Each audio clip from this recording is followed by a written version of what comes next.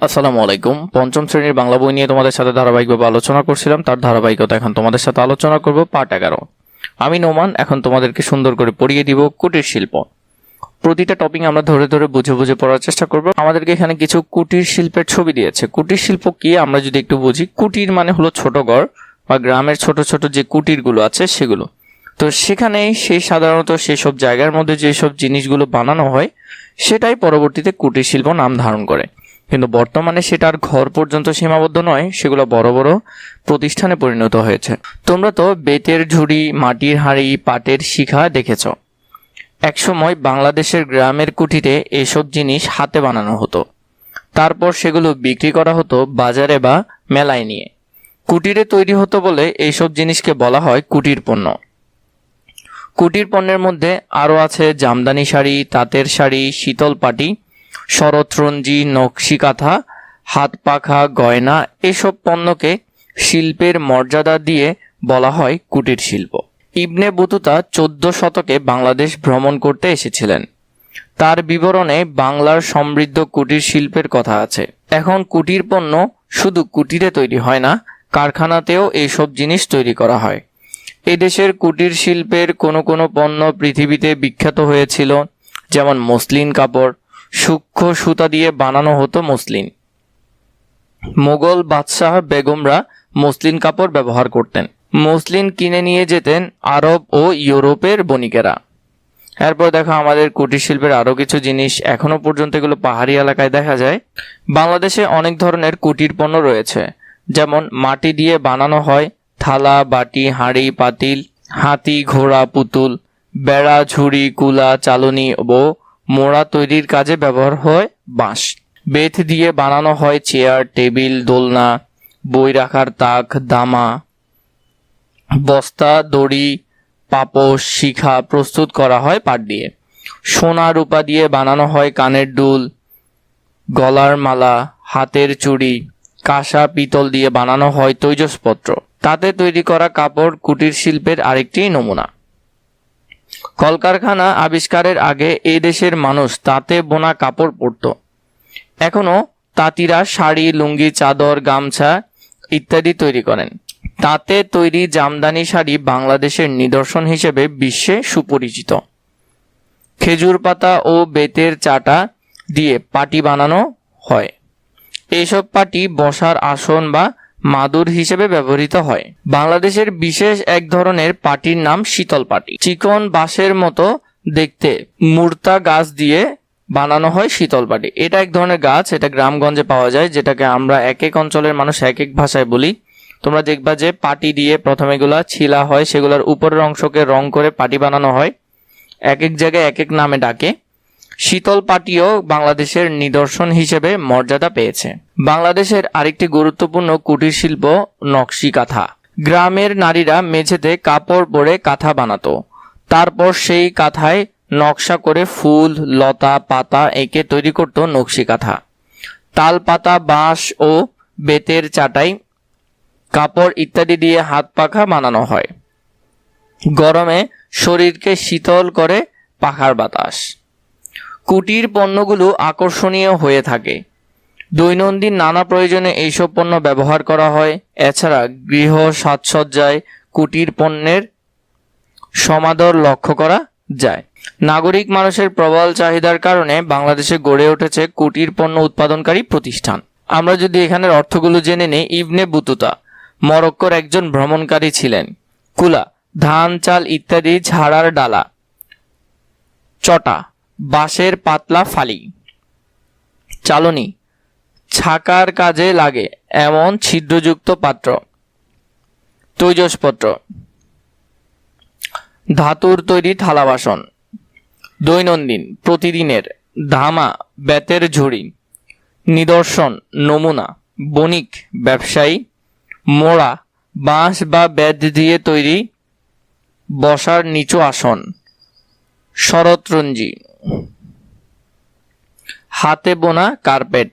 সমৃদ্ধ, উন্নত, সূক্ষ্ম, মিহি। শব্দ দিয়ে বাক্য লিখি। কুটির দিয়ে বাক্য লিখবো, সমৃদ্ধ দিয়ে বাক্য লিখবো, সূক্ষ্ম দিয়ে লিখবো, তৈজসপত্র দিয়ে লিখবো, নিদর্শন দিয়ে লিখবো, মোড়া দিয়ে লিখবো, কুলা দিয়ে লিখবো। এগুলা দিয়ে আমরা বাক্য লিখবো। বাক্যগুলো তোমরা এখানে লিখবে, আমি তোমাদেরকে আলাদা করে দেখিয়ে দিচ্ছি। এখানের মধ্যে যদি দেখি, প্রথমে হলো শব্দ দিয়ে বাক্য লিখি। প্রথমটা হলো কুটির, গ্রামের মানুষ কুটির ঘরে বসবাস করে। 2 হলো সমৃদ্ধ, আমাদের দেশ সংস্কৃতিতে সমৃদ্ধ। 3 হলো সূক্ষ্ম, এই কাপড়টি খুব সূক্ষ্ম সুতা দিয়ে তৈরি। 4 হলো তৈজসপত্র, রান্নাঘরে নানা ধরনের তৈজসপত্র রাখা আছে। 5 হলো নিদর্শন, এই শিল্পকর্মটি আমাদের ঐতিহ্যের নিদর্শন। 6 আছে মোড়া, দাদু মোড়ায় বসে গল্প করছিলেন। 7 আছে কুলা, মা কুলা দিয়ে ধান ঝাড়ছেন। তো এইভাবে করে তোমরা উত্তরগুলো সুন্দর করে লিখে ফেলতে পারবে। 2 নম্বরে যদি আমরা দেখি, প্রশ্নের উত্তর বলি ও লিখি। 1 নম্বর, কুটির শিল্প কাকে বলে? গ্রামের মানুষ নিজের ঘরে বসে হাতে তৈরি যেসব জিনিস বানায় তাকে কুটির শিল্প বলে। 2 ইবনে বতুতাকে, তিনি কোন সময় বাংলাদেশ ভ্রমণ করতে এসেছিলেন? ইবনে বতুতা একজন বিখ্যাত ভ্রমণকারী ছিলেন। তিনি প্রায় 700 বছর আগে চতুর্দশ শতকে বাংলাদেশে ভ্রমণ করতে এসেছিলেন। বাংলাদেশের নিদর্শন হিসেবে মর্যাদা পেয়েছে কোন কোন পণ্য? জামদানি শাড়ি ও শীতল পাটি বাংলাদেশের নিদর্শন হিসেবে মর্যাদা পেয়েছে। এরপরে নকশিকাঁথা কিভাবে তৈরি করা হয়? পুরনো কাপড় একসাথে সেলাই করে তার উপর সুতো দিয়ে সুন্দর নকশা এঁকে নকশিকাঁথা তৈরি করা হয়। 9 নম্বরে, কুটির পণ্য কোন কাজে লাগে?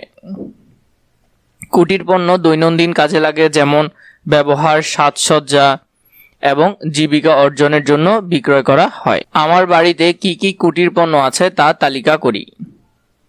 আমার বাড়িতে আছে মোড়া, কুলা, শীতল পাটি, ঝুড়ি, হাত পাখা, এইসবগুলো। পরবর্তীতে আমরা যদি যাই 3 নম্বরে, একটি বাক্য ভেঙে 2টি বাক্য বানাই। একটা বাক্য ভেঙে আমরা কি করব? 2টা বাক্য বানাবো। ইবনে বতুতা বাংলাদেশে ঘুরে সমৃদ্ধ কুটির শিল্পের কথা লিখেছেন। তাহলে আমরা যদি এটা দেখি, ইবনে বতুতা বাংলাদেশে ঘুরেছেন, তিনি সমৃদ্ধ কুটির শিল্পের কথা লিখেছেন। এই একটা বাক্যকে ভেঙে আমরা 2টা বাক্য করলাম। পরের বাক্যটা ছিল, কুটির পণ্য ব্যবহার বাড়ানোর মধ্যে দিয়ে এর সমৃদ্ধি ঘটতে পারে। কুটির পণ্যের ব্যবহার বাড়ানো দরকার, এর মাধ্যমে কুটির শিল্পের সমৃদ্ধি ঘটতে পারে। 3 আমি বৈশাখী মেলায় গিয়ে নানা রকম কুটির পণ্য দেখেছি। আমি বৈশাখী মেলায় গিয়েছিলাম, সেখানে আমি নানা রকম কুটির পণ্য দেখেছি। ঘতে, কুটির শিল্পে পুঁজি কম লাগে এবং স্থানীয় কাঁচামাল ব্যবহার করা হয়। কুটির শিল্পে পুঁজি কম লাগে, এতে স্থানীয় কাঁচামাল ব্যবহার করা হয়। 9 নম্বর, হাত পাখাটি দামে সস্তা হলেও ভালো বাতাস দেয়। হাত পাখাটি দামে সস্তা, তবুও এটি ভালো বাতাস দেয়। পরবর্তীতে যদি আমরা দেখি, এখানে আনসারগুলো তোমরা সুন্দর করে এখানে লিখে ফেলবে। 4 আমাদেরকে দিয়েছে কুটির পণ্যের নাম ও ব্যবহার লিখে। আমরা কুটির পণ্যের নাম এখানে লিখবো, তার কি কাজে লাগে সেটা এখানে লিখবো। বক্সগুলো আমরা পূরণ করব। কুটির পণ্য, কুলা চাল ঝাড়তে কাজে লাগে, ডালা জিনিস রাখার কাজে লাগে, ঝুড়ি ফল ও সবজি রাখার কাজে, মোড়া বাসার জন্য, শীতল পাটি বসা ও ঘুমানোর কাজে, হাত পাখা বাতাস নেওয়ার জন্য। এর পরবর্তীতে এখানের মধ্যে এগুলো সুন্দর করে লিখে ফেলবে। 5 নম্বরে যদি দেখো, পেশার নাম লিখি। যারা চাষ করে, যারা মাছ ধরে, যারা নৌকা চালায়, এটা একটু আমরা ধারাবাহিকভাবে লিখবো এখানে। যারা লোহা দিয়ে জিনিস বানায়, যারা মাটি দিয়ে জিনিস বানায়, যারা তাঁতে কাপড় বোনে, যারা গাড়ি চালায়, যারা চাকরি করে, যারা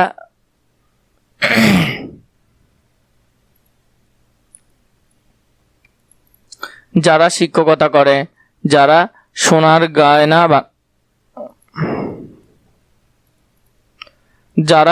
গয়না বানায়। এগুলো এইভাবে করে আমরা সুন্দর করে দেখিয়ে দিচ্ছি। এগুলো এইভাবে করে আমরা সুন্দর করে উত্তরগুলো লিখে নিব। এখানের মধ্যে হলো দেখো, যারা চাষ করে যেমন কৃষক, যারা মাছ ধরে তাদেরকে জেলে বলে, যারা নৌকা চালায় তাদেরকে মাঝি বলে, যারা লোহা দিয়ে জিনিস বানায় তাদেরকে কামার বলে, যারা মাটি দিয়ে জিনিস বানায় তাদেরকে কুমোর বলে, যারা তাঁতে কাপড় বোনে তাদের তাঁতি বলে, যারা গাড়ি চালায় তাদেরকে চালক বলে, যারা চাকরি করে তাদের চাকরিজীবী বলে, যারা শিক্ষকতা করে তাদেরকে শিক্ষক বলে, যারা সোনার গয়না বানায় তাদেরকে স্বর্ণকার বলে। তো এইভাবে করে তোমরা এখানে যতগুলো আছে সবগুলো এখানে লিখে ফেলতে পারবে। 6 বলেছে কাজ বোঝায় এমন শব্দ বাছাই করে লিখি। নবীন তার মামা মামির সঙ্গে মেলায় এসেছে, মানে কাজ বোঝায়। দেখো, এসেছে এটাও একটা কাজ, আসা। সে মামার হাত ধরে রেখেছে। মেলায় অনেক রকম জিনিস সে দেখতে পাচ্ছে, দেখতে পাওয়া এটাও কাজ। এগুলো দেখতে তার ভালো লাগছে। হঠাৎ মামি বললেন, নবীন নাগরদোলায় চড়বে। নবীন মাথা নাড়িয়ে সায় জানালো। মামা 10 টাকা দিয়ে টিকিট কাটলেন। নবীন ভয়ে ভয়ে নাগরদোলায় চড়লো। চরকির মতো ঘুরতে লাগলো নাগরদোলা। কাজ বোঝায় এই শব্দগুলো আমরা এখানে লিখব। যেমন এখানে কি কি শব্দ কাজ বোঝাচ্ছে, যেমন ধরো এসেছে, ধরে, রেখেছে, দেখেতে, পাচ্ছে, দেখে, লাগছে, বলছেন, ছাড়বে, নড়িয়ে, জানালায় দিয়ে, এগুলা হলো সাধারণত কাজবাচক শব্দ। তাহলে তোমরা উত্তরে এগুলা লিখে দিতে পারো, সুন্দর করে এখান থেকে লিখে দিতে পারবে। পরবর্তী পার্টগুলো নিশ্চয়ই প্রয়োজন হলে আমাকে কমেন্ট করে জানাবে।